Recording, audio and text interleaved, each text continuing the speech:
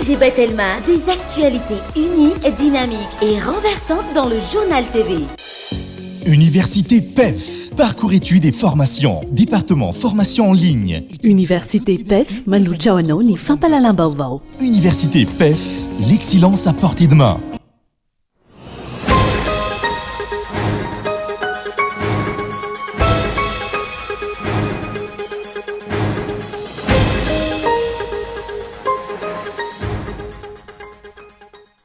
Manana didy amin'ny fametrahana filaminana sy fitoniana mpitondra fanjakana. Hatreto tsy misy zany na amin'ny lafiny sosialy na amin'ny sehatry ny fampiasam-bola.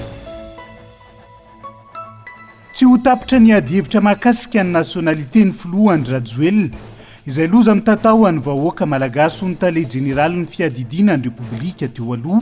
Antony misy tambiny ny fizakana ny zopirenena frantsay, ary isan'izany ny adidy sy ny fanompoana ny la Frantsa. Nahiditra ponja vonjimaika indray raha tokony hivoaka ny fonja ny faha-efatra amby folo ny volana febroary, imbola rajonara andidina voaka ny fitsarana androany. Hivoaka an-dranomasina ny oalina andro ratsy ny forona tao amin'ny lakan-drano ny Mozambika, izay nitondra rotsakorana tamin'ny faritra avaratra Madagasikara. Nanatanteraka tifitra misila ho andro vondriny Houthi ao Yemen ny tafika Amerikanina ho Mali. Tifitra izay natao horavitsy taorian'ny nanamafisany Washington fa vondrina pampiorooro ireo mpikomy Yemenita izay manafika ireo sambo misehatra amin'ny lafiny arabaritra. Ny antsiprian'izay.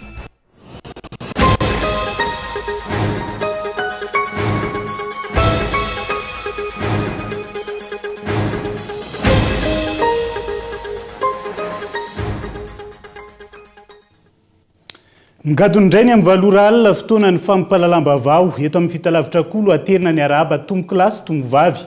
Manasanao ihany koa anaraka ny fampalalam-bavao hatramin'ny farany. Toro-mahazatra matoan-datsoratra nondeha anokafatsika ny fampalalam-bavao amin'ity ala ity.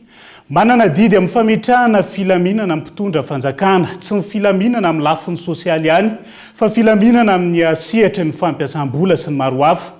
Mila vina sy fandarana asa mazava ary tena matipaika ny fampandrosoana ary tsy mijanona amin'ny resaka fotsiny ihany. Ny fahafahana amin'ny roso ao anatin'izay Gaëtan Adriatsilava. Nambara tamin'ny filan-kevitry ny ministra Omaly fa nametraka fitokisana tamin'ny politika mpampandrosoana izay nentina Andriamatoa filohan'ny repoblika nanomboka ny taona 2024 ny vahoaka malagasy ny 9 Novambra 2024 lasa teo. Tsy adikevitra raha ireny tapa andraisana anjara tamin'ny fifidianana farany teo ireny no lazaina fa vahoaka malagasy. Dia inona zany?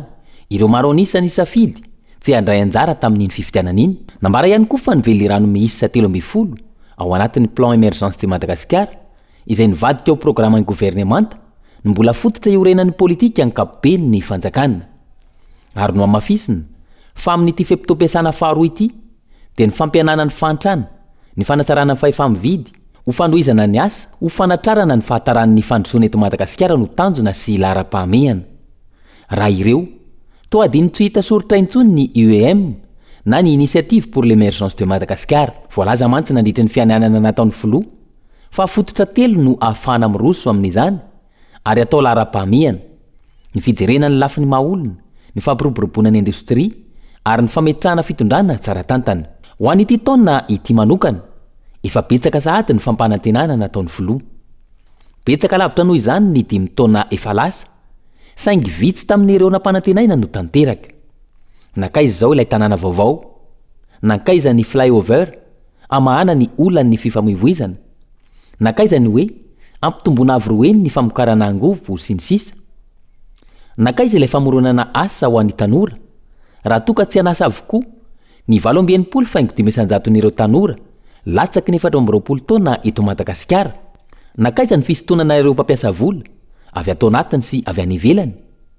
Ireo mpampiasa vola efa eto aza manambana ny angoronentana no ny fitakiana vola miopapana atao amin'izy ireo.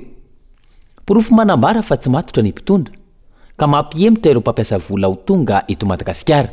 Endrika iray ahitana ny fahaiza-mitantan'ny mpitondra ihany koa, ny fahaizana mijery mialoha ka mandray fepetra sy fanapahan-kevitra mifandraika amin'izany.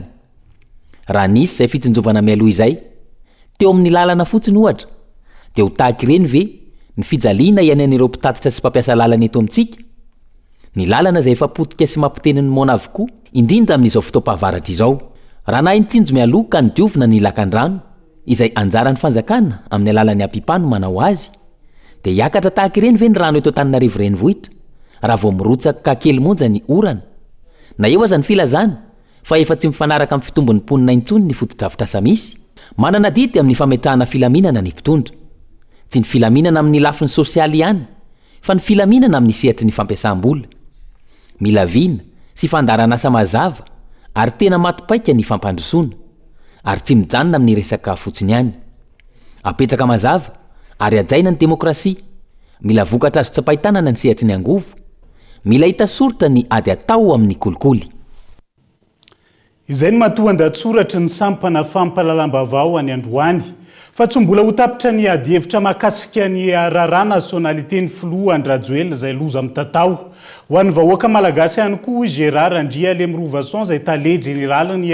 fiadidinan'ny repoblika teo aloha antony misy tambiny ny fizakana ny zoam-pirenena frantsay ary isan'izany ny adidy sy ny fanompoana ny Lafrantsa izay amatotra ny Andrajoelina noho izany ho ampiasain'ny Lafrantsa hibaikony sy harovany tombontsoany eto amin'ny firenena. Loza mitatao an'ny vahoaka malagasy hoe Gérard Andria Lemrovason izay tale jeneraly ny fiadidinan'ny repoblika eto amin'ny fitondran'ny amiral Didier Ratsiraka ny fizakan'ny filoha Andrajoelina zoam-pirenena frantsay. Mazava ho izy ny voalazany andinin-dalàna fa 13 ao amin'ny code civil de la nationalité française fa ireo olo-pirenena mizaka ny zoam-pirenena frantsay ny ivelan'ny Lafrantsa dia tsy tokony hiasa amin'ny toerana ambony intsony raha ny dika teny tsotsotra mahakasika ity andinin-dalàna ity. Mampanahy araka izany ny hoavin'i Madagasikara noho izay fizakan'ny filoha zoam-pirenena frantsay izay raha ny fanazavana. Ty nationalité français ity katra lasa fitaovana ho ampiasain'ny frantsay amin'ny fanaovany politika aty Afrika efa niala tao amin'ny ny fanaovana taloha zany diondray laloviny dia tazoniny eo fosiny iny hoe peu de Damoclès eo ambony lohan'ny Andrajoelina fa tonga ny fotoana nanaovany azy dia ataony eo ohatrany mananana ny mofotensika malagasy anazy hoe manontany basy amin'ny anglisy basy aopela tanana aneny azonao efa tonga ny andro itifeony dia mitifitra izy dia vita. Mazava ny article 23 io hoe efa manana zoam-pirenena frantsay ianao sy tokotry hiasa amin'ny toerana ambony amin'ny firenena hafa ary sy tokotry ho miaramila amin'ny firenena hafa nefa ny Andrajoelina président de la République zany mpiasa ambony misy zany izy eto amin'ny firenena siketo ary izy chef suprême des armées izy zany filoha ambonin'ny tafika ny asika zany zao manana didy izy satria izy manana allégeance tamin'izy nanaka ny nationalité française izy manana allégeance izy dia manana didy amin'ny la France. Disevitra ny filoha ankehitriny raha toa ka manantena fa akaton'ny malagasy maro anisany mahakasika ny fananana zoam-pirenena frantsay ny 5.7 isanjaton'ireo olo-pirenena tsy mifidy sy tsy nandray anjara tamin'ny fifidianana amboletra natao tamin'ny fa 9 novambra lasa teo izay tsy hitaza-potsiny ny fanitsakitsanana ny lalam-panorenana nataon'ny mpitondra sy ireo androm-panjakana isan-tokony raha ny fanazavana hatrany. Ny zavatra nisy na tafapetraka ny Andrajoelina no filoham-pirenena dia ny zavatra nisy ara-politika satria izay ny zavatra nisy hoe sy misy manana filoham-pirenena aloha sy ka zany mikorotana ny taniny zany hoe ny réalité politika no nahatonga anazy ho tafapetraka teo fa sy hoe midika koa zany hoe nakatony gasy ny ady-hevitra momba ny nationalité française sy nikatona misy io ary Andrajoelina mieritreritra hoe nikatona io dia diso hevitra izy satria le 5.7 isanjato sy ny fidy azy ane ambola sy fantatrao no ataony amin'ny fifidianana maire conseiller municipal sy député manaraka eo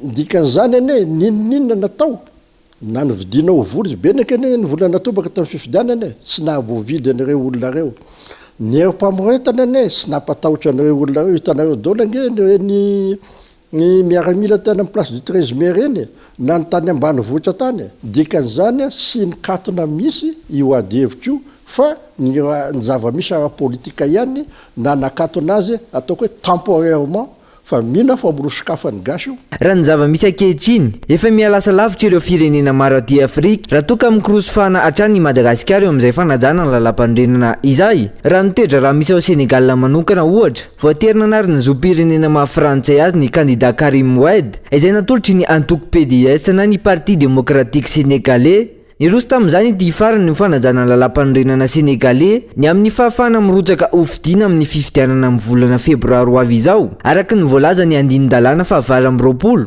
amin'ny lalam-pandrenana sénégalais izay mamaritra fa ny olo-pirenena mizaka ny zoam-pirenena tokana sénégalais ihany no afaka mirotsaka ho kandida ho filoham-pirenena.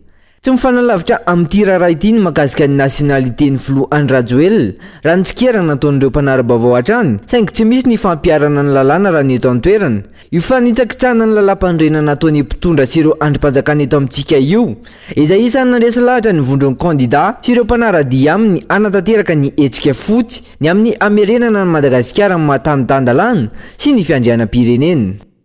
Ireny ny zava-nisy mahakasika ny fihetsika nataon'ny kandida ho filohan'ny pirenena tany Senegal mahakasika an'izay fananany ny zoam-pirenena frantsay zay asa nanahoana ny rahantsika nahita ireny ny zava-nisy teto Madagasikara mahakasika ny filoha Andrajoelina fa tsy milamina aritsekeny rehetra ny voka-pifidianana ao Komoro ka nahalany ny filoha Azali Assoumani amin'izao fotoan'izao ny tranga Komoro izay mitovy tsy misy valaka amin'ny zava-nitranga teto Madagasikara mialohan'ny atrehana ny fifidianana ho filohan'ny pirenena ihany koa. Mitovy tsy misy valaka ny zava-nitranga teto Madagasikara sy ny zava-mitranga ao Komoro amin'izao fotoana. Izany hoe niditra tao anaty fifidianana tsy nekeny rehetra ny teto Madagasikara ary niroso tamin'ny fifidianana tsy nekeny rehetra ihany koa ny tao Komoro. Antony samy manao zavatra tiara-dalàna na ny filoha komoriana na ny filoha malagasy. Napetraka ny couvre-feu teto Madagasikara mialohan'ny atrehana ny fifidianana. Napetraka ihany koa izany ao Komoro taoriny ny fanambarana fa ny filoha Azali Assoumani no nandresy tamin'ny fifidianana ao filoham-pirenena izay feno osoka hoy ny mpanohitra ao an-toerana. Nandritry ny tontolo andro omaly sakan-dalana maro no hita tao Moroni. Mpivarotra maro no nanakatim-baravarana vokatra izany. Feno mpitandro filaminana ny renivohitra ary tapaka ny lalana ny azo ny seranam-piaramanidina. Manodidina ny 4 sy 3 hetsy ireo mpifidy voantso ny 14 janoary lasa teo saingy ambany tsy nisy afa-tsy ny 9 faingo 300 ny tapandraisana anjara tamin'izany raha ny nambarany seni ao an-toerana. Araka izany mangataka ny anafoanana ny fifidianana ireo kandida mpifaninana misy 5 ny vondrona. Antony maro ny tsy fahatomombanana sy ny tsy fanarahan-dalàna tsikaritra nandritra ny fifidianana. Raha tsy ifiny ny 9 novambra 2024 lasa teo no niroso tamin'ny fifidianana tsy nekeny rehetra ny teto Madagasikara ary ny 14 janoary lasa teo niroso tamin'ny fifidianana tsy nekeny rehetra ihany koa ny ao Komoro.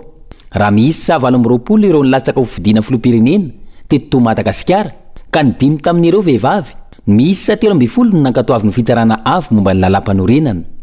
Miisa 12 kosa ireo nilatsaka ho fidiana filoham-pirenena tao Komoro ka ny 9 ihany no nankatoavy ny fitsarana avy tao an-toerana ny 2 desambra 2024 lasa teo. Noho ny tsy fahatomombanana, tsy fanarahan-dalàna, ny fitanilana tsikaritra nandritra ny fanomanana ny fifidianana izay niainga tany amin'ny fanavaozana tanteraka ny lisitry ny mpifidy. Teo ihany koa ny tsy fanekena ny ilatsahan'ny kandida mizaka zoam-pirenena frantsay, ny vondrona, ny tako fanovana ny 12 tamin'ireo kandida teto Madagasikara. Noho ny tsy fanajana ny lalam-panorenana, ny tsy fahatomombanana ary ny tsy isian'ny fifidianana mangarahara, namondrona ny heriny ihany koa ireo kandida misy 5 mpifaninana tsy nanaiky ny filatsahan'ny filoham-pirenena amperinasa Azali Assoumani tao Komoro. Dia izao ny afara tamin'ny tsy fankatoavana ny voka-pifidianana izao ny ao Komoro ankehitriny. Misy fifandraisany ve ny eto Madagasikara sy ny ao Komoro? Raha tsy misy fifandraisany, ahoana no mitovy ny fitakiana sy ny zava-nitranga mikasika ny fifidianana? Nahoana ihany koa ny tsy tavaverina eto Madagasikara hatramin'izao ireo volamena 770 kilao ao Komoro raha tsy misy fifanarahana manokana eo amin'ny roa tonta, ny tantara no itsara sy amantatra izay tena zava-misy marina. Ampany amin'ny fanontaniana manidikitika amin'ny maro ireny ezahana napetraka ao anatina fanadihadiana samihafa ireny. Fa tsy manana politika mazava hitantanana ny firenena ampitondra amin'izao fotoan'izao izay mivarotra serasera amin'ny fomba rehetra fotsiny ihany hoy ny teo anivony vovonana antso tamin'ity androany ity. Asa tsy vita tao anatin'izay 5 taona izay, tsy ho vita ao anatin'izato andro ny fanazavana. Ny fanohizana ny asa natao no tokony fantohan'ny fitondram-panjakana ankehitriny, indrindra ny mpaka amin'ny fiainam-bahoaka. Samy toy no andrasana amin'ny mpitondra amin'izao ny fanazavan'ny mpandalina ny fiarara-pirenena manoloana ny hatoedra raha misy eto amin'ny firenena. Kolotsaina republikana io zato andro izay tiana apetraka amin'izao fotoana io. Nambara ny fahefananana 5 taona hitondrana izao fitondrana izao ka tokony hisy ny fitohizan'ny asa. Ny zavatra misy ho an'ity fitondrana ity nefa nanana mandara izy zany hoe 5 taona ampina 100 andro zany ny mandahany dia dikan'izay zany tsy dia tokony omena 100 andro izy zany fa asa tokony mitohy zany no andrasana amin'ny minisitra eo fa tsy asa vaovao akory. Raha toy zany tsy vaovao ilay olona natao anatin'ny 5 taona tsy antenaina mihitsy fa vaovao anatin'ny 100 andro. Amin'ny ohatritsika ohatra hoe resaka fako resaka fiakaran'ny vidim-piainana raha 5 taona izy tsy voaregle tsy inona mihitsy fa 100 andro dia voavaly izy. Ka mety hoe erreur ihany raha hanao évaluation sady ny ministra ny filoham-pirenena satria lasa voatery tsy maintsy hanova ministra sady ve aorianany 100 andro ataoko fa tsy mety zany amin'ny fitantanam-pirenena ary zavatra manahirana eto amin'ny firenena dia mitady hanana tendance ampitovy ny fitantanana firenena sy entreprise ny mpitondra ankehitriny izay zavatra roa samy hafa mihitsy ireo. Ny entreprise dia natao hitady tombotsoa, hitady tombony, hitady vokatra manokana ho azy fa ny fitondrana firenena dia natao hitsonjovana hanampiana ny olona zany hoe mety ho faty antoka mihitsy aza ny fanjakana fa tsy izay ny olana fa ilay tombotsoa mankany amin'ny vahoaka ny zava-dehibe fa tsy ny fanjakana maty antoka akory. Zavatra tsy vita tao anatin'ny 5 taona tsy ho vita ao anatin'ny 100 andro raha ny fanazavana hatrany. Mivarotra serasera fotsiny ihany no ataony fitondrana amin'izao fa tsy manana politika mazava akory. Ny zavatra manahirana amin'ity kolotsaina ny 100 andro ity dia te hanao miracle foana mitondra fa ny azo izay verina sy eritreretana dia coup de com foana ilay izy ary izay moa ny hita hoe fa fomba fiasan'ny fitondrana hatramin'izay ka hatramin'izao manao an'ilay coup de com izy mba ahafahana misintona ny olona zany hanaraka sy hijery ny zavatra ataony fa ny tena loza ao anatin'izy rehefa vao tsy vita anatin'ny 100 andro ilay izy dia izy ihany no pain'ny olona sy esoeson'ny olona dia lasa zareo indray ny tesitra rehefa avy eo. Atria efa betsaka ihany ny ministra hoe vahana ao anatin'ny 3 volana ny fisondrotan'ny vidim-piainana tonga teo ilay ministra miakatra ihany ny vidim-piainana. Efa nisy ihany koa ny hoe vahana ao anatin'ny fotoana voafoetra ny délestage raha tadiditsika tsara rehefa mipoaka ny groupe tao andekaleka dia tsy voavaha nefa hatramin'izao tsika mbola miaina délestage. Ny dikan'izay tsy manana politika na vina politika tena mazava mahana an'ireo olonan'ireo izy ka raha fehim-potoana 100 andro fotsiny no heverina fa mahana an'ilay olana ataoko fa tsy dia tokony izay intsony ny fomba fiasa efa tokony hanaova-paikady amin'izay ny filoha satria efa tsy nahavaolana izay fomba fiasa izay. Fomba fiasa tsy mahomby hatrany no terena ao apetraka eto amin'ny firenena amin'izao fitondrana izao. Fomba fiasa izay tsy nahitana vokatra nandritra ny 5 taona izay haterena apetraka ihany. Andrasana indray ny zavatra hitranga aorian'ny 100 andro izay nomena ireo ministra ireo. Vao misongadina ihany koa amin'ity alay ity nahiditra ponja vonjy-maika indray raha tokony hivoaka ny fonja. Ny faha-efatra amby folo ny volana febroary ho avy izao imbola rajona raha ny adidina avoaka ny fitsarana androany. Ny faha-20 ny volana febroary ny tenany no hiverina hiakatra fitsarana indray no ilay raharaha fikasana hitsoaka ny fonja. Izany nanajehany ministra ny fitsarana teo aloha Rakotojafy Françoise. Raha tokony hamarana ny saziny ny 14 febroary ho avy izao niverina niakatra fampanoavana tetsy anosy indray androany mbola rajona no ny raharaha fikasana hitsoaka ny fonja ny volana aogositra 2024 izay nanenjehany ministry ny fitsarana teo aloha azy Rakotojafy François. Raharaha izay heveriny mpisolo vava azy ho misy ambadika politika tsy ahafahany mbola rajona mivoaka ny fonja. Za tsy teny hoe misy tsindry na tsy misy tsindry fa ny fantatro fotsiny dia hoe tsara dalàna zany hoe raha ohatra ka roa taona tany aloha tany no voasambotra ao le olona fa nanao tentative d'évasion raha izay tokoa le izy maninona ny roa taona ty aoriana vao hiakatra parquet. Zay ny voalohany. Ny faharoa dia zao nahoana no lasa misy an'izao dossier zao rehefa akaiky ny voan'le avy tany le olona ny sazy io tsy voandroany nisy nisy ny kandro alimersia nisy hafa. Hitanareo ohatra zao hoe mialatsiny azoko be tam'Kamy Berija rehefa maty ny zanak'Andriamatoa Berija dia nalefa nandevina Andriamatoa Berija narahana mpiambina reny natao hoe sortie sous escorte lalàna no mametraka an'ireny dia rehefa anyarina ve zany dia ho lazaina koa rehefa aveo hoe nikasa hivoaka ny fonja ataontsika hoe antsokosoko na saika hanao évasion ve zany iny olona iny nefa ny lalàna no manome fahefana azy angataka ary ny lalàna no manome fahefana n'ilay chef d'établissement anome zo azy anome fahefana azy hisitraka n'izay zoan'izay. ankilany tsy marina ny filazana fa saikanao tentative d'évasion imbola rajonat tamin'io volana aogositra 2024 io hoy ny vadany raha nanazava ny zava-misy tamin'io andro io. Niezaky ny nangina ihany izay fianakaviana saingy efa tsy rariny intsony ny zava-miseho amin'izao fotoana izao. Nomelohana ny vadiko noho ny famotsim-bola sy eloka teo anivon'ny fahaditsiranana ary nahasazy higadra 5 taona tranomaizina. Voa efa tanteraka izany saziny izany ny faha-efatra ambin'ny folo ny volana febroary 2024 ary tokony hivoaka izy arak'izany amin'io fotoana io. Ankehitriny anefa naray taratasy izahay fa ho defereny izy anio noho ny rara tentative d'évasion. Ny zava-nisy dia noho ny adidy izay tsy azo nialany teo anivon'ny fianakaviany dia nangataka demande de sortie sous escorte izahay ny faha-12 ny volana aogositra 2024 ary nahazo alalana izy avy amin'ny lehibe ny fonja ka narahany mpiambina ary niverina avy hatrany indray teo anivon'ny fonja tao arian'ny fanantanterahany io adidiny io. Ity ny taratasy manamarina izany. Arak'izany, tsy marina velively ny filazana fa nanao tentative d'évasion imbola rajona ary tsy tokony hisy akory io déferment anio io. Koa miantso ny filoha Andrinirina Rajoelina, ny ministry ny fitsarana Ramatoa Randriamanantena-Soa Landombola-Tiana sy ireo manam-panahy rehetra mba handray ny andraikitra manoloana ny tsirariny ny tsy fanarahan-dalàna ary ny fanitsakitsahana ny zoma olona izay mianjady amin'ny mbola rajona. Kare izay tompoko ny antson'izay izay ataonareo aminy efa noefaina ny saziny 5 taona ary efa be izay fotoana tsy niarahany tamin'ny vady aman-janany sy ny fianakaviany manontolo izay. Ankoatra ny mbola rajona anisan'ny niakatra fampanoavana androany ihany koa ny chef d'établissement izay nanome alalana azy ivoaka sy ny pénitencier ny ambina azy nanditry ny fivoahany.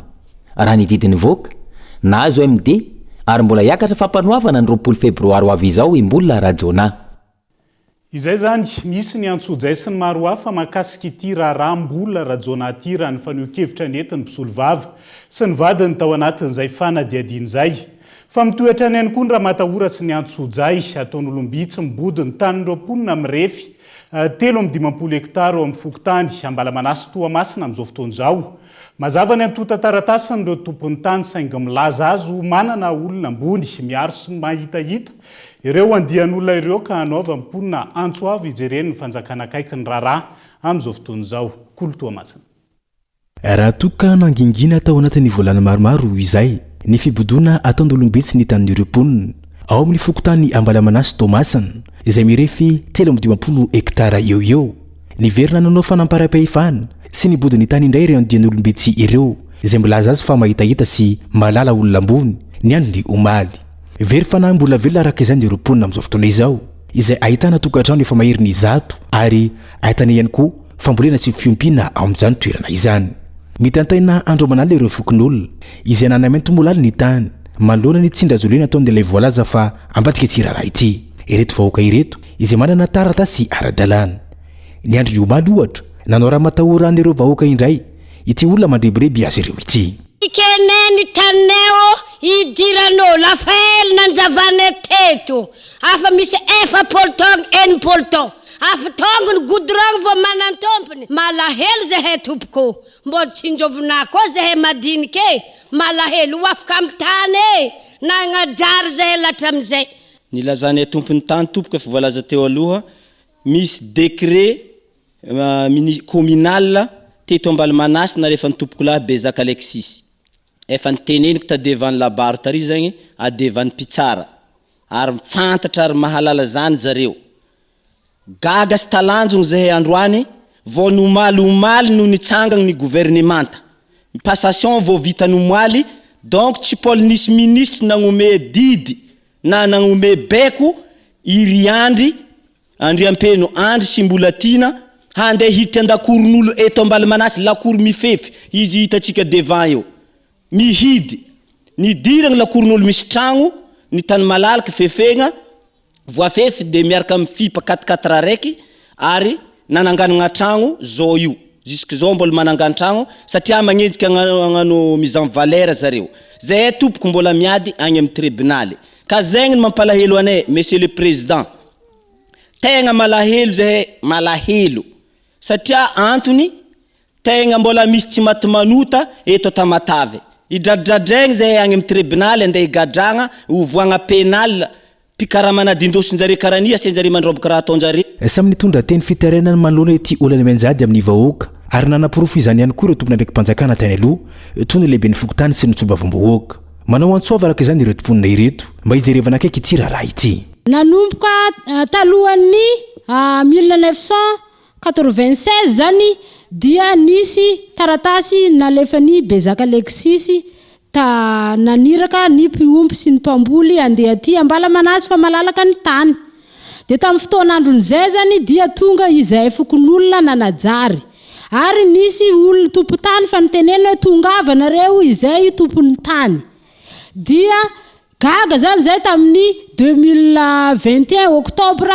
nipoitra ndray zareo hoe zay no mpandovan'le tany 4e génération izay zany zany niteneniny zareo nefa tamin'ny nidiranay teto zany alana famafa alana anjavidy alana tegnina zany no nidiovinay taty ka tamin'ny fotoan'andron'izay teza zany zareo ary zay koa zany tamin'ny fotoan'andron'izay nanangana trano vato naka autorisation tany amin'ny commune dia nanome ara-dalàna ny tany amin'ny commune ary mandoa joro lava ara-dalàna ka am'izao fotoana zao am'izay zany rehefa nirotsaka zareo lasa miady aminay lazaina fa hoe mpangala tany ndraiky zany izahay antsova amin'ny tompona ndraikitra isan'ny tokony araka izany no ataon'ny vahoaka mba hanaraha maso akaiky ity raharaha ity raha iverenana ny volana jona taona 2024 no nisy farany ny ady teo amin'ireo vahoaka ireto tamin'ny ety andian'olona izay milaza fa tompony tany ity raha nambarandreo ponina tompona ndraiky mpanjakana automasana no voalaza fa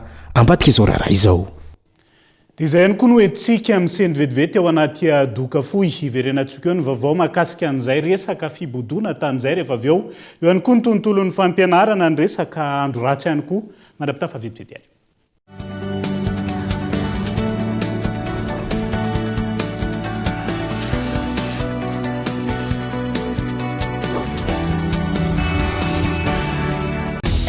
raikitra ny zarakado ao amin'ny telma zarakado miaraka amin'ny finday telma anomanana no avy fianam-bidy-goavana amin'ny iField Prime sy S Prime miampy bonus méga isurfena amin'ny fotoana rehetra ararotiaingana mba tsy ho diso anjara hitanao eny amin'ny telma shop akaiky anao na tsy dio ny page zoma.mg.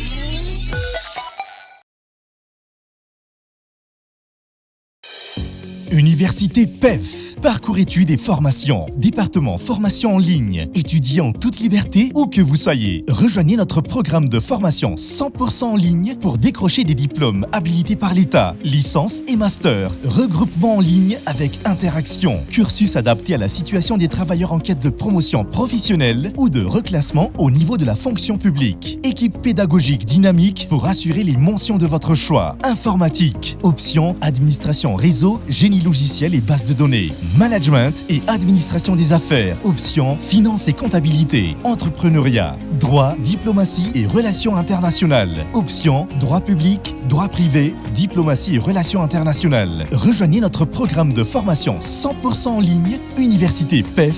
L'excellence à portée de main. Contact 038 45 085 85 020 85 085 85.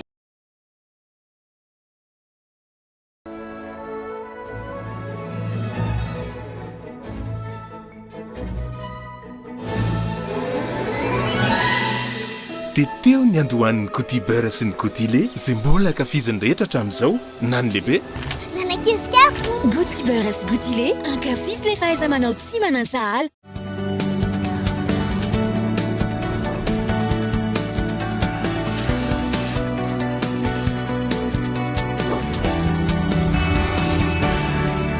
Mamenina ny arabatra ny tombo klasia tongovavy tonga soindray atao anatin'ny tapany faharoa amin'ny fampalalam-bavao amin'ity ala ity verenantsika vetivety ny vaovao mahakasika ny tontolo ny fananatany fa hiazo any Toliary sika Tokantrano misa romby folo sy efajato amin'ny fokotany amin'ny Paskiby Toliara no kasaina rodana amin'izao fotoana.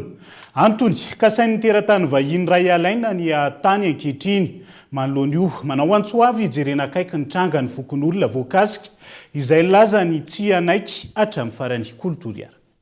Tsy ekena hatramin'ny farany ny anomezana ny tany izay efa noajariana tao anatin'ny 7 taona mahery hoy retom-ponina ao amin'ny fokotany amin'ny Paskibo atsinanan'ny Saimpa ao Toliara. Ny tany izay voalaza fa lasa ny teratany vahiny ka iroso amin'ny fandrodanana ny trano ity farany.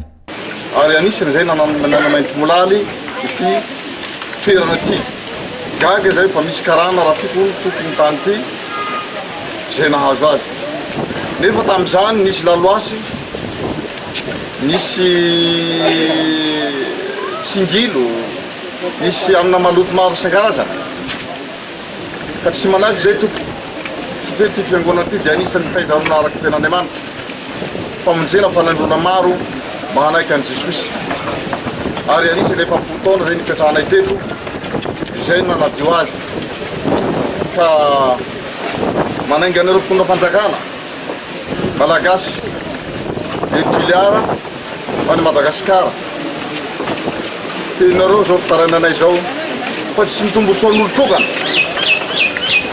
No manakaloha tombotsoany maro. Reto vahoaka manaty teto reto nefa dia anisany vahoaka efa nipetraka efa 10 taona mahery. Nanadio, nanamainty molaly ity toeranyty eto. Efa 10 taona mahery nipetraka teto zahay. Tsy magnamafy rehetra teo taloha zany fa tsy manaiky angalay rafita efa mandoa hetra aby zahay fa haty zahay. Tsy nisy fampahafantarana, tsy nisy filazana fa namidy ny tany ary tsy fantatra izay nivarotra azy hoy iretom-ponina ireto. Araka izany, mangataka ny jerena akaiky izao toetra raha izao iretom-ponina ireto. Gagy zahay ary zay ny tsena kely fokon'olona fa iza ny varotra ny tany koa ny trano magazay. Ny entana aloha nivarotra zay.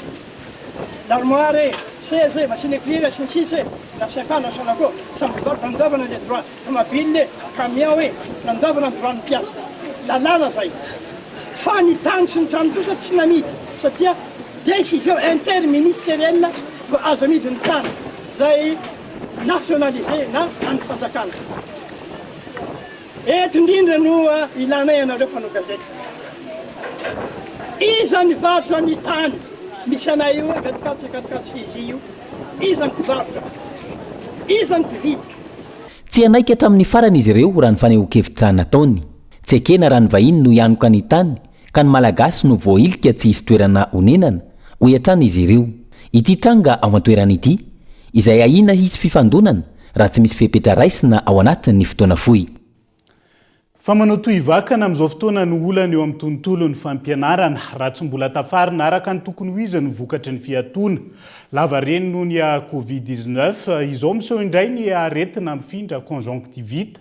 Samy mandray ny fepetra tandrify azy ny sekoly tsirairay ao anatin'izany raha tsy hita mazava kilan'ny toromarika avy amin'ny fanjakana voapirofo hatramin'ny androany fa tsalaram-pamen'ny mpitondra ity sehatra ity. Hoy teo anivony DEPM manany Association des directeurs des écoles privées de Madagascar manoloana ireo zava-misy rehetra ireo. Honina saina. Manoloana ny fiparitahan'ilay arety-maso conjonctivite bactérienne manamafy ny fepetra raisy no fitandronan'ny fahasalaman'ny mpianatra ny eo anivon'ny sekoly tsy miankina. Misy fepetra raisinay na dia tsy mbola tonga ety aminay le izy dia fepetra raisinay zany voalohany rehefa mararina ankizy dia lefa ny amody aloha dia jerevanay mihitsy satria efa fatapatatra ihany le fisehoan'le zavatra dia asainy maka amin'ny consulter docteur mihitsy izy zany dia rehefa miverina izy dia tsy maintsy takinay ordonnance zany dia vérifier tsara mihitsy zay vao mahazo mianatra le ankizy. Faharoa manarak'izay manao désinfectant zay atamin'ny salle de classe matetika mivoaka ny ankizy kely dia aveo mivoaka ny salatsala dia mivoaka ny atonontonony dia aveo mivoaka ny ankizy lehibe indrindra. Mizara evatra zany récréationnay eto dia amin'izay lasa tsy mitangorona be ny ankizy. Afatry zay manao an'izany zahay hatsamin'ny isin'le resaka Covid dia efa toizanay foana hatramin'izao. Ankoatra ireo tsy maintsy mitondra fanamarinana avy amin'ny mpitsabo ireo ankizy tsy afaka nianatra noho ny tsy fahasalamana. Sy mpianatra nandeha vakansa tany amin'ny faritra Mahajanga iny dia isaorana indray aman-dreny fa na ohatra raha hoe nahazo an'ilay aretina ilay ankizy tany a dia tonga dia nitazomin'izy ireo tany an-trano ary nampilaza ty amin'ny sekoly izy hoe tsy salama tratran'ilay farana aretina ny zanakay dia mbola tsy mahazo mianatra fa rehefa avilan'ny dokotera mianatra dia averina tsy an-dakilasy terahana amin'ny billet d'entrée an'ny ankizy izay fanamarina avy any amin'ny dokotera izay hoe efa sitrana izy ary tsy hamindra intsony izy afaka miverina mianatra eo anivon'ny sekoly. Tamin'ny vao naheno ny fisian'iny valana aretina iny dia nandray fepetra ny antso tompon'andraikitra teo anivon'ny fahasalamana nanome ny toromarika ho an'ireo mpianatra. Dia voatanisa tao moa izany no hoe fisasana tanana fanasana tanana matetika ny fampiasana ny gel désinfectant ary koa miezaka ny mba mifanelanelana ny ankizy. Ny ankizy koa efa nentanina raha teo hoe raha misy ny azo atao dia samia mitondra ny gel any anatin'ny paosiny tsirairay avy satria tsy hoe ato anivon'ny sekoly ihany no ampiasana azy iny. Araka izany ireo sekoly tsy miankina no samy mandray ny andraikiny ho fiarovana ny mpianatra amin'ity aretina conjonctivite bactérienne ity aretina izay mora mifindra tsy mividy salatona. Andrasana kosa ankilan'ny toromarika sy ny fepetra entitra avy amin'ny ministera voakasika ahafahana mifehy ity aretina ity tsy hampisy fiantraikany indray amin'ny fampianarana. Ny sehatra ny fampianarana izay tsy nitsahatra ny totongana ary nampiny ny fiatoana lavareny tamin'ny valanaretina COVID-19. Porofon'izany ny fanadihadihana no tanterahan'ny banky iraisam-pirenena teto amintsika izay nahitana fa ankizy maherin'ny 7 no tsy mahavita mamaky sy mahazo teny frantsay fohy mifanaraka amin'ny salantaonany eto Madagasikara. Tranga izay nahatonga ny ADEPM na ny Association des directeurs des écoles privées de Madagascar ilaza fa ataon'ny mpitondra faralahinasa ny sehatra ny fanabeazana eto amintsika. Dia ny zavatra tsapanay dia tsy lara-pahamehana amin'ny fitondram-panjakana aloha zany ny fanabeazana eto amintsika. Hita taratra zany voalohany indrindra eo amin'ny mpampianatra zany izay atao hoe misehatra voalohany amin'izany sehatra fanabeazana ireny. Raha jerena tokoa ny mpampianatra dia raha eo amin'ny fiarahamonina tsy hita izay fihavahana hoe maha-mpampianatra. Dikan'izany tsy dia mahazo loatra tombony zany ireny mpampianatra ireny amin'izay lafiny fampianarana izay. Eo ihany koa ny fanofanana izay hita amin'izao fotoana izao fa efa tena mihaindanja dia mihaindanja mihitsy ny fiofanana. Tsy fantatra moa izay na miakina amin'ny arabola ve zany sa finiava amin'ny mpitondra tsy mahampisy an'izay. Eo ihany koa ny foto-drafitrasa izay raha mahalala amin'izao fotoana izao voaingana zao vao nahita tao amin'ny tambajotra serasera fa amin'izao fotoana izao mbola misy ihany ireo mpianatra izay tsy manana W fa dia eny amin'ny tany no manoratra. Zany rehetrarehetra zany dia zavatra efa tokony ho hita taratra ary mpitondra dia mahita an'io fa izahay zany dia milaza hoe tsy lara-pahamehana amin'ny fitondram-panjakana ny fanabeazana. Araka ity fanadihadiana farany nataon'ny banky iraisam-pirenena ity hatrany tamina sekoly maherin'ny 700 misandrahaka amina commune 520 sy 500 manerana ny nosy ambany ny tah eo amin'ny fisitrahana foto-drafitrasa araka ny tokony ho izy indrindra ho an'ireo izay voahiditra hianatra. Tsy zarazara ihany koa ny sakafo ampiny sy fahampiny fahaiza-manao n'ireo mpampianatra. Vokany 170 faingo 900 n'ireo zaza malagasy no tary amin'ny fitombona sy ny fivelarana ka nahatonga ny rekomendasion voalohany banky iraisam-pirenena ametraka fa ilaina ny fampiakarana ny kalitao sy ny isa ny fiofanana. Eo ihany koa ny fijerena manokana ny mari-pakasitrany ireo mpampianatra anarenana ny sehatry ny fanabeazana.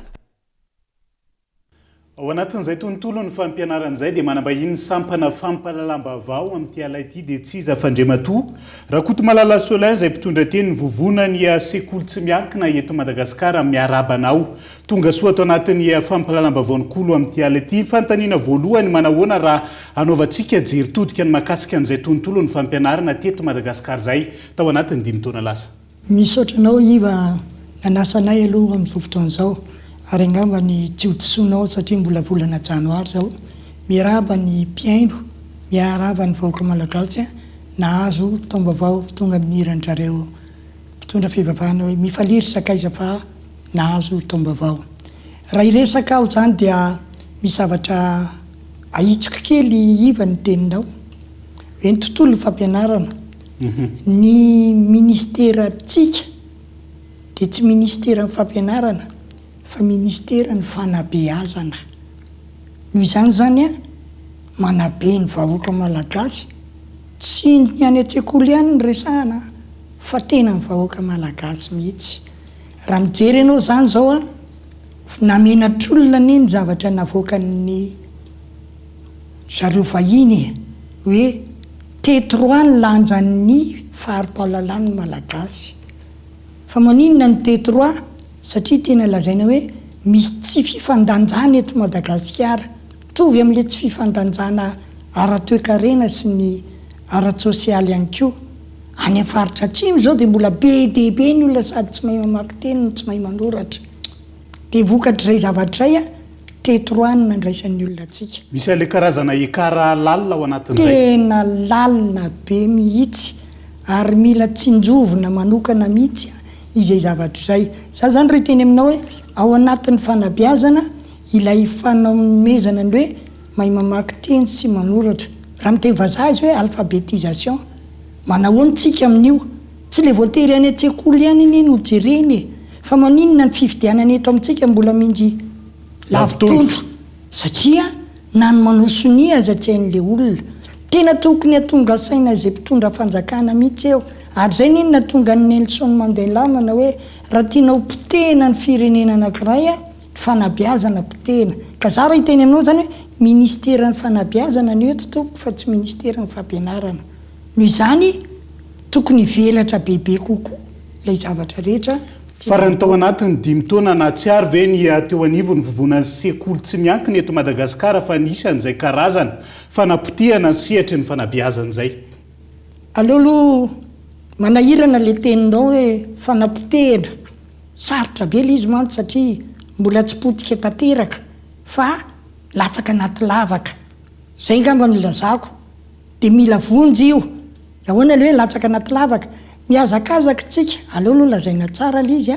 fa nanomboka tany amin'ny 2012 dia nanao fanovana mihitsy zao tontolo zao hoe anao fanovantsika dia hitanao ren'le hoe OMD, ODD, sisisa nanaraka an'ireny Madagasikara ary tsika ary ny farany teo nanao an'le antsoina hoe PSE zay ny nataontsika farany fa ny zavatra mipetraka nataontsika ny taratasy daholo ireny fa ny fampiarana azy tsy hita ary tsy nisy dia raha hiteny zany hoe niloza amina tambo tato aminay eny ka ministra enina angamba ny fandimby teo aminay nanao an'izany PSE zany raha misy sailazany anankiray hoe nanao PSE zay tsisy nanao na iray aza dikan'izay za tsy anao hoe napotika fa latsaka anaty lavaka zay ny zavatra mipetraka zany hoe mila famonjena zany ty resaka fanabeazany ty amin'ny lafiny be dia be ozy amatsoanao ohatra fotsiny azy resaka fotsiny hoe fotodrafitrasa ka ao anatin'izay indrindra reconduit ny ministra ny fanabeazan'ny pirenena inona no isan'ny atontinareo anatin'izay tsy resaka zavatra maro tsika fa raha teboka telo fotsiny isan'ny tokony atao lahara-pamena eny toboka misaotra indrindra faly miarahaba amin'ny ramatoa ministra moa zany amin'ny famerenana azy eo fa kosa izay kosa dia miandrandra hoe efa nanana traikefa nandritra ny 3 taona ianao zay ary hitanao daholo zay le lesoko atao anatiny ame ohatra anankiray tena zavatra mamoetra ny ahy azonao jerena ny sodiata jerenao ny artista fa tao anatin'ny ty fitondrany ty tompoko 2019 no nisitraka ny antsony hoe maroboninahitra ny mpampianatra tsy mbola nisy mpampianatra nazy maroboninahitra any amin'ny chancellerie zany nanomboka 2019 fantatrao nefa fa nitombotsoa azony mpampianatra amin'ireny dia ilay any amin'ny knapsa mba misonitra kely sisisa fa tsisy fijerevany zany manana didy zany ny ministra zao vao tonga eo premier mai avy manana didy izy anao an'izany zavatra zany zay ny ray fa roa manarak'izay ny eo amin'ny karazana hoe fiarah-miasa dia tena mitongilana mihitsy raha misy zavatra tao adiny tanteraka ny antsoina hoe sekoly tsy miankina misy io raha iresaka fotsiny zany hoe manana fiarah-miasa amin'ny antsoina hoe paeb zany paeb zany dia sady manao boky manao cahier manao zao fa tsy misitraka an'izany ny école privé na kely aza manarak'izay ny fampiofanana dia nanao fampiofanana amin'ny mpampianatra rehetra eraky Madagasikara isao nisa fa zay tsy anisa fa tsy misitraka an'izany mihitsy ny école privé za zany zao raha teny aminao zany hoe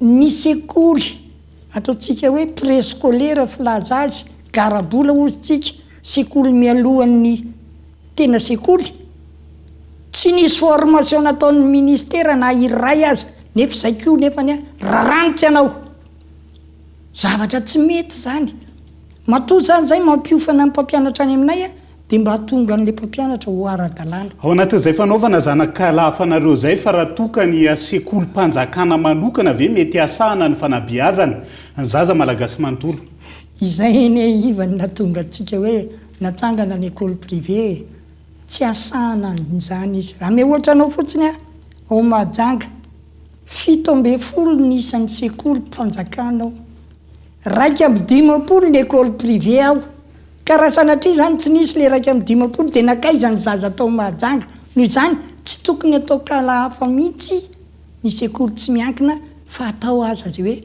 ahoana ny tokony iarahana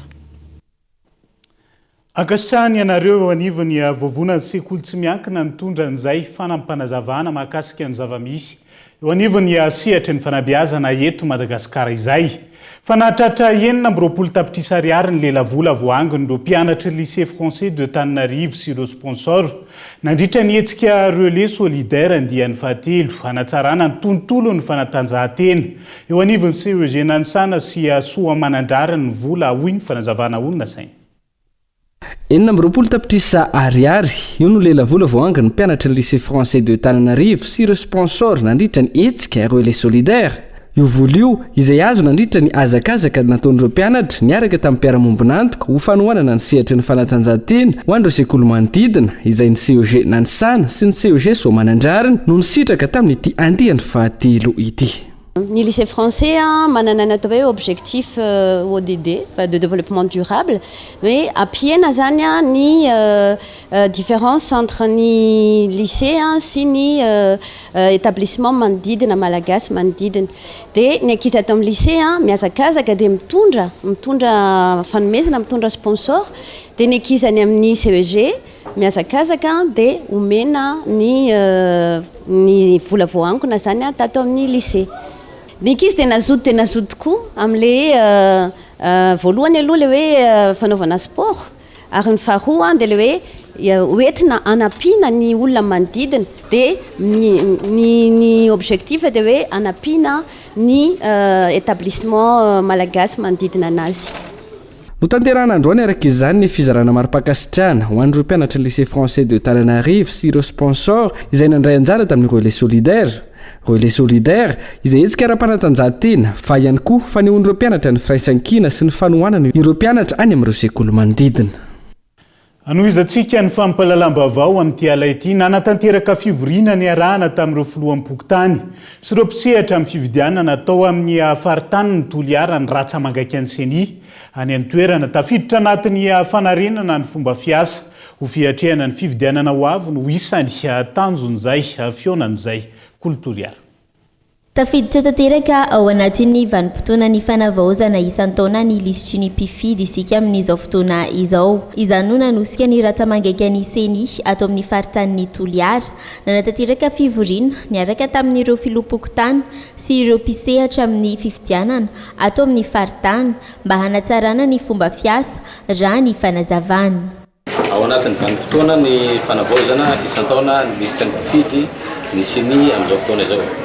Izay indrindra nahatonga anay atao amin'ny faritany Toliara nampiantso ireo mpiantsehatra rehetrarehetra sy fampizara sy fampitapatapa anay mba hanatsarana ny kalitao ny asa sy ny fanatsatsarana ny tanjona dia tsy fa ny hampiakatra ny tombony mpifidy atao anatin'ny faritany Toliara indrindrandrindra atao amin'ny faritra Atsimandrefana. Ny ezaka izay natao dia ezaka farimbonana izy io.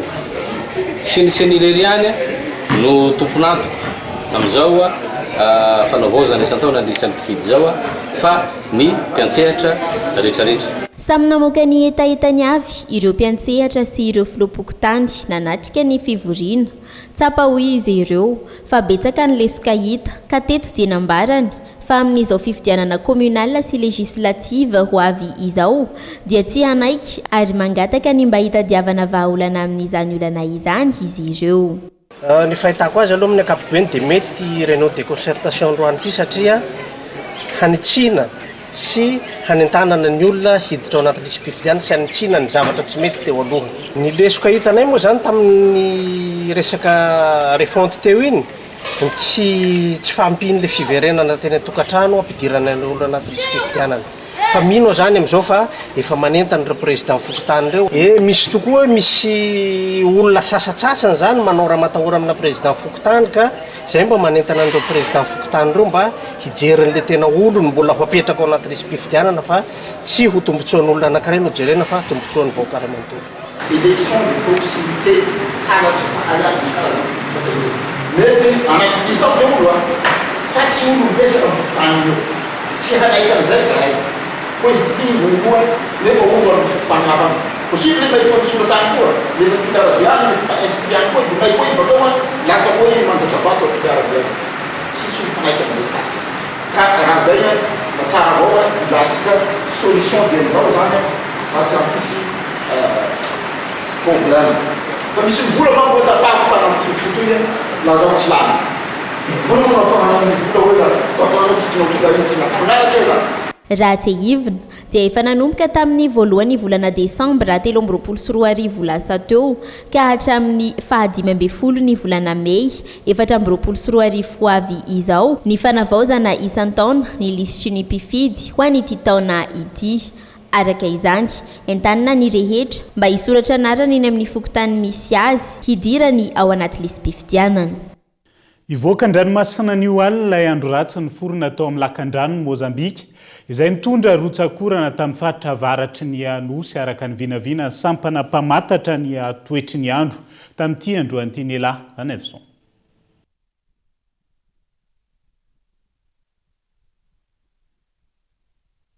Vonina ny sary makasika an'izay iverenantsika eo zay rehefa vonao fa ho sarotra ny ampiana ny tanjo fanananasa ny tanora amin'izao fotoana vitsy ny tolotra ary tsy manana ny traikefa ny akamaroan'ireo tanora amin'izao fotoana indrindra ireo vao nivoaka fianarana ho ny ivotoerana sy sehatra mpampiofana tanora iray nanaova ny mpanao gazety fanadiadiana tsy taratra ihany koa ankilan'ny finiavana sy ny fahavonona ny mpitondra amahy ity olana ity amin'izao fotoana izao. Maro ny tanora manana diplôma eto Madagasikara saingy tsy manana traikefa hidirany misehatra asa ny akamaroan'izy ireo ho ny mpampiofana tanora araka-asandroany vitsy ny tolotr'asa ary singan'ireo orinasa manokana ny fananana traikefa mataonany maro raha ny fanazavana. Tsy anasa avokoa araka izany ny atsasa manila ny tanora eto Madagasikara indrindra ireo izay vao nivoaka fianarana teny amin'ny université. Le tolotr'asa mihitsy tsisy tsy ampy moa zany fa tsy hoe tsisy satria ny tanora be dia be no nandrato fianarana sy navita nefa ny asa tsisy mo konko ny asa matetika mitady expérience nefa le tanora voavoaka ny fianarana dia lasa tsy resursa satria tsy ampy ny expérience. Fampiofanana sy tolotr'asa zao ny ilaina zay ny tena ilaina satria mila miofana aloha le ankizy dia efa manana expérience aminy izy dia afaka miasa avy eo dia le fanjakana ihany no manolotra asa ho anazy. Fahasarotan'ny tanora eo amin'ny resaka compétence sy ny diplôma ananany. Efa niteneniko teo moa zany hoe ny ilain'ny entreprise ohatra 5 ans d'expérience nefa le ankizy mety mbola tsy nanao stage mbola tsisy expérience mihitsy dia sarotra ho an'ny entreprise nefa ny andray anazy satria le asa atao tokony hoe olona efa compétent zany manao an'le asa fa tsy hoe mbola hanavao. Fananganana entreprise ny tena solution tena mety satria tena vitsy ireo tanora amin'izao fotoana izao no hoe mahita asa vetivety amin'ny entreprise efa misy amin'izao fotoana izao satria efa feno daholo ireo dia mety kokoa hoe manangana entreprise mba ahafahan'ny sasany mba hoe mahita asa. Betsaka ihany koa ireo tanora izay misehatra amin'ny asa tsy mifanaraka amin'ny lalam-piofanana izay noratoviny teny amin'ny université ho hiatrany ny fanazavana.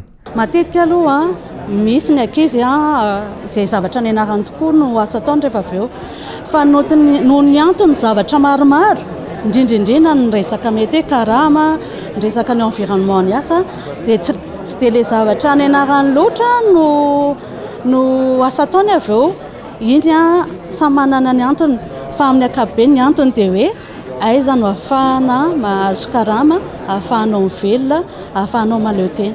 Dia izay mampatonga ny ankizy hoe miova asa izy raha nianatra lalam-piofanana izy dia avy eo izy niova hafa satria tany no nisy nitady tany zany no nitady dia lasa manao an'izay zany, lasa manao an'izay ilay mpianatra. Araka ny fanadidina nataony banky iraisam-pirenena afaka mamorona asa mivatana hatrany amin'ny irahetsy ny sehatry ny teknôlôjia fifandraisan-davitra tahaka ny fohy be mpiatrona na ny call center, ny famoronana rindram-baiko sy ny maro hafa. Hatreto tsy misy na marefy ny paikady-mpanjakana ho fitrandrana ity sehatra iray ity. Ny ankamaroan'ny tanora izay nivoaka fianarana tena amin'ny oniversite izay mitsidra olana eo amin'izay fitadiavana asa izay. Efa vonina ny sary mahakasika ny vaovao momba ny fivoaran'ilay andro ratsy miforona ao amin'ny lakan-drano Mozambika izay niteraka fikorotanana tamin'ny faritra maro nitarika olana ihany koa orana. Tao arahantsika vetrany. Androany alina no vinavinana ivoaka an-dranomasina ilay andro ratsy nifotona tao amin'ny lakan-drano ny Mozambika raha nitatitra voaraika tamin'ny mpamantatra ny mety ho toetry ny andro. Izao fa efa aty anaty tany ny volon'ilay tangoron-drahona avy any amin'ny lakan-drano ny Mozambika any. Nitolakandro teo izy dia tany amin'ny fahatry Betsiboka tany no nisy ny ivony. Raha ny vinavina mahakasika azy dia ikisaka miandalana izy any Oalina sy ho amin'ny Rapitso ary andrasana ny ivoany an-dranomasina. Vokatry ny fandalovana izy io dia saika mbola ikorotana hatrany aloha ny toetry ny andro indrindra amin'ny tapany avaratry Madagasikara iray manontolo. Araka izany dia amafisina foana amin'ny fampitandremana ny amin'ny mety ho fahabetsahany-rotsakorana amin'ny reto faritra sy distrika ireto. Fampitandremana miloko mena ho an'ny fahatry Boeny, Betsiboka ary Sofia. Fampitandremana miloko mavo amin'izay mety ho fahabetsahany-rotsakorana izay ho an'ny faritra Analanjorofo, Atsinanana, Alotramango, Analamanga, ny distrikan'ny Ambanja, Ambilobe, Nosbe ary any amin'ny distrika Miandrovazo, Mahabo sy Belony Tsiribina. Entanina ny mponina amin'ireo faritra ireo hiomana amin'izay mety ho fahabetsahany-rotsakorana izay. Vokatry ny rotsakorana maro loatra misy amin'izao ny lalana izay notapahana ka nisy ny fampahafantarana nataon'ny tompon'andraikitra. Entanina hatrany ny olona rehetra anaraka ny toromarika izay omeny ireo manaim-pahefanana. Dia izay ihany koa no entsika miampita ao anatin'ny maresaka iraisam-pirenena vetivety. Nanatanteraka tifitra misila ho andro vondrina Houthis ao Yemen ny tafika Amerikanina ho Malial. Tifitra izay natao oravitsy taorian'ny nanamafisany Washington fa vondrina mpampiorooro. Ireo mpikomy mianita izay manony fanafihan'ny losambo misehatra amin'ny lafiny arabaritra. Ao amin'ny mer Rouge sy ny Golfe d'Aden ireo ity araka izany ny fanafihana fanefany nataon'ny tafika Amerikanina ireo mpikomy tao anatiny herinandro. Dia izay ihany koa tombo-kilasy tombo-vava no entina mamarana ny fampalalam-baovao amin'ity ala ity naiza misy anao ankasitrahana hatrany ianao nanaraka izany hatramin'ny farany mandra-pitafa ao amin'ny rahatitsonay ary veloma tokoa.